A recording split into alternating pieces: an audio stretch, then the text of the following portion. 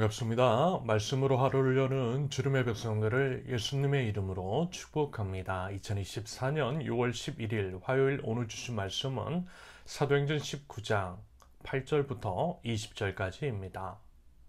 바울은 회당에 들어가서 석 달 동안 하나님 나라의 일을 강론하고 권면하면서 담대하게 말하였다. 그러나 몇몇 사람은 마음이 완고하게 되어서 믿으려 하지 않고 온 회중 앞에서 이 도를 비난하므로 바울은 그들을 떠나 제자들을 따로 데리고 나가서 날마다 두란노 학당에서 강론하였다. 이런 일을 이태 동안 하였다. 아시아에 사는 사람들은 유대 사람이나 그리스 사람이나 모두 주님의 말씀을 듣게 되었다. 하나님께서 바울의 손을 빌려서 비상한 기적들을 행하셨다. 심지어 사람들이 바울이 몸에 지니고 있는 손수건이나 들고 있는 앞치마를 그에게서 가져다가 앓는 사람 위에 얹기만 해도 병이 물러가고 악한 귀신이 쫓겨나갔다. 그런데 귀신 축출가로 행세하며 떠돌아다니는 몇몇 유대 사람조차도 바울이 전파하는 예수를 힘입어 내가 너희에게 명령한다 하고 말하면서 앞귀 들린 사람들에게 주 예수의 이름을 이용하여 귀신을 내쫓으려고 시도하였다. 스게와라는 유대인 제사장의 7 아들도 이런 일을 하였는데 귀신이 그들에게 나는 예수도 알고 바울도 알지만 당신들은 도대체 누구요? 하고 말하였다. 그리고서 앞귀 들린 사람이 그들에게 달려들어 그들을 짓눌러 이기니 그들은 몸에 상처를 입고서 벗은 몸으로 그 집에서 도망하였다. 이 일이 에베소에 사는 모든 유대 사람과 그리스 사람에게 알려지니 그들은 모두 두려워하고 주 예수의 이름을 찬양하였다. 그리고 신도가 된 많은 사람이 와서 자기들이 한 일을 자백하고 공개하였다. 또 맞설을 부리던 많은 사람이 그들의 책을 모아서 모든 사람 앞에서 불살랐다. 책값을 계산하여 보니 은돈 5만 님에 맞먹었다. 이렇게 하여 주님의 말씀이 능력 있게 퍼져나가고 점점 힘을 떨쳤다. 아멘.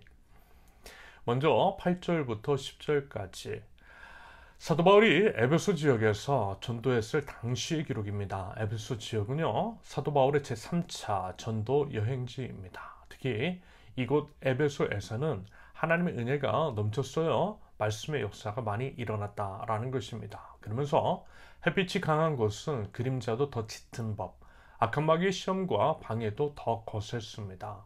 하지만 하나님께서는 이미 사도 바울에게 그들을 이길 힘과 능력을 부어주셨어요. 그 믿음 가지고 나아갈 때에 주님의 능력으로 승리합니다. 결국 성경은 이와 같은 장면을 통해 사단을 이길 힘은 오직 하나님께 있음을, 예수 그리스도의 이름에 있음을, 전적으로 주님을 의지하는 것밖에 없음을 말씀합니다. 여러분 기억하십시오.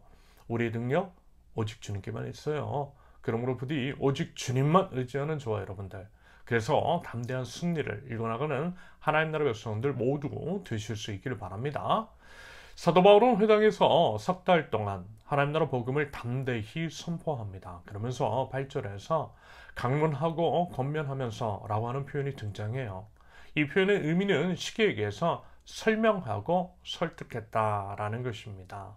그러므로 설교는요, 설명하고 설득을 하되 하나님 나라에 대해서 예수 그리스도를 믿도록 하는 것, 그 과정이라는 의미일 것 같습니다. 이런 맥락에서 볼 때 설교는요, 아무래도 이와 같은 특징이 요구되는 것 같아요. 우선 설득을 위해서는 듣는 사람의 지적인 동의가 있어야 할 것이고요. 그것을 위해서는 아무래도 논리적이어야만 할 것입니다. 설교자는요, 이 점을 유의한다라는 거죠. 아울러 효과적인 설명을 위해서는 무엇보다 듣는 사람이 사용하고 있는 언어, 그들이 이제 관심을 가지고 있는 내용을 토대로 설명하는 것이 좋을 것입니다. 저도요, 이 점을 유념하고 있고요. 비단 이제 저 같은 설교자뿐만이 아니라 하나님 나라 복음을 마주하는 모든 이들에게 전해야 할 책임이 있는 모든 하나님 나라 백성이라면 이와 같은 능력을 갖추기 위해 노력해야만 할 것입니다. 여러분 꼭 관심 가지고요, 실천하실 수 있기를 바랍니다. 당연히 그보다 이제 더 중요한 것은 성령님의 도우심이라고 하는 것도 여러분 꼭 기억하실 수 있기를 바랍니다. 아무튼 이제 사도 바울은 정성을 다해 하나님 나라 복음을 전했어요. 하지만 안타깝게도요, 사람 마음이 다 같지는 않더라는 것. 그중 몇몇 사람은 복음을 거부하고 오히려 비난합니다. 마치 마음이 이제 돌짝밭처럼 복음이 전혀 들어가지 않더라는 거예요. 이 장면을 보면서 이런 생각이 들었습니다. 역시 믿음도 은혜라는 거죠. 아무리 이제 논리적으로 알기 쉽게 이제 설명을 하고 또 설득을 해도 하나님이 은혜를 주시지 않으면 복음은 들어가지 않더라는 것입니다. 믿음이 안 생겨요. 믿음도 은혜라는 것입니다. 이런 면에서 우리에게 이제 믿을 만한 믿음을 허락해 주신 하나님 앞에 감사할 수밖에 없음을 고백합니다. 부디 믿음 주시고요. 구원의 은혜를 주신 하나님께 감사를 드리며 그 하나님께 합당한 반응을 드릴 줄 아는 하나님 나라 백성들 모두 되실 수 있기를 바랍니다. 사도 바울은 복음을 거부하는 자들에 대해서는 일관된 반응을 보였습니다. 구절을 보면 바울은 그들을 떠나 제자들을 따로 데리고 나가서 날마다 두란노 학당에서 강론하였다. 일단 이제 복음을 전했으니 사도 바울은 자신의 소임을 다했던 것입니다. 여러분 억지로 믿게 한다라고 해서 믿어지는 것도 아니잖아요. 예수님도요 과거 제자들에게 말씀하신 것도 있기 때문에 툴툴 털어버리고 나와서 두란노 학당이라고 하는 곳에서 2년 동안이나 강론을 하였고 그곳에 이제 자발적으로 모이는 사람들이 하나님의 말씀을 들었다라고 합니다. 그러면서 이제 무려 2년 동안 강론을 지속했다라고 하는 것은요 그만큼 이제 그곳에서는 반응이 좋았다라는 것을 의미하는 것일 것 같고요. 이런 점에서 보더라도 굳이 회당에서 반대와 갈등을 무릅쓰고 하나님 나라 복음 선포를 강행하지 않은 것은 잘한 선택이라고 생각합니다. 부디 우리에게도 이와 같은 지혜가 있을 수 있기를 바랍니다. 물론 그렇다고 해서 이제 복음을 거부한 자들을 아예 이제 포기하라는 것이 아니라 복음의 씨앗은 이미 그들에게 뿌려졌으니 그 열매를 맺게 해주시는 것은 하나님의 이심을 믿고 주님께 기도하며 맡겨드리자라는 의미입니다. 이어서 이제 11절 이하에서는 조금은 특별하고 신비한 일에 관한 내용이 기록되어 있어요. 하나님께서 이제 사도 바울의 손으로 비상한 기적들을 행하셨다라고 합니다. 지금도 물론 이와 같은 역사, 다시 말해 병든 자들이 신비로운 방법으로 치유가 되고 귀신이 떠나가는 일이 일어납니다. 다만 많이 이제 드물죠. 오래 이제 하나님께서 이미 우리에게 주신 발전된 의학 기술을 사용하셔서 치료 회복시켜 주시는 면이 있습니다. 게다가 이와 같은 일은요, 사실 이제 마귀나 다른 종교에서도 할 수 있는 것이기도 하고요. 이런 것들로 사람들을 현혹하고 사익을 추구하는 악인이 적지 않음을 여러분 경계해야만 할 것입니다. 그것이 이제 복음의 본질적인 영역도 아닐 뿐더러 그저 이제 부수적으로 드러나는 현상일 뿐인 것을 마치 이제 본질인 양 호도되는 것 또한 경계해야만 할 것입니다. 그래서요, 여러분 예수님께서도 분명 이러한 것들이 알려지시고 소문이 나는 것들을 경계하셨던 것을 여러분 기억하실 수 있기를 바랍니다. 그러면서 특별히 사도 바울을 통해 이와 같은 역사를 일으켜 주신 것은 분명 이런 이유가 있을 것 같아요. 에베소 지역에 온갖 우상들이 넘쳐났기 때문입니다.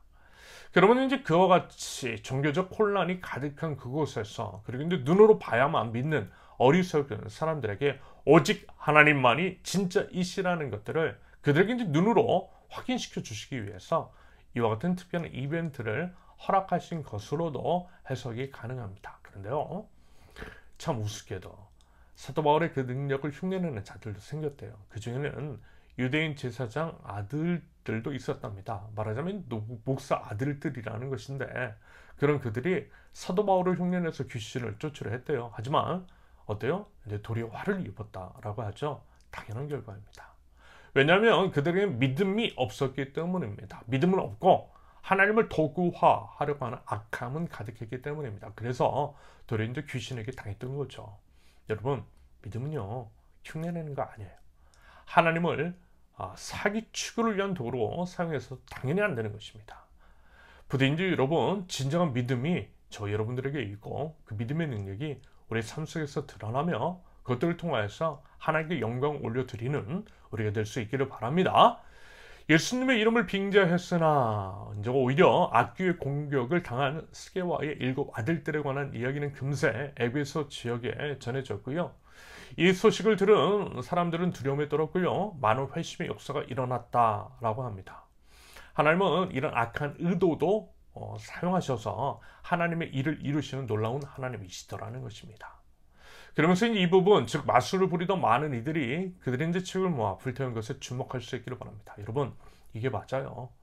진짜 이제 회심을 하면요, 과거의 악한 습성은 확실하게 끊어내 버리는 것이 맞는 것입니다.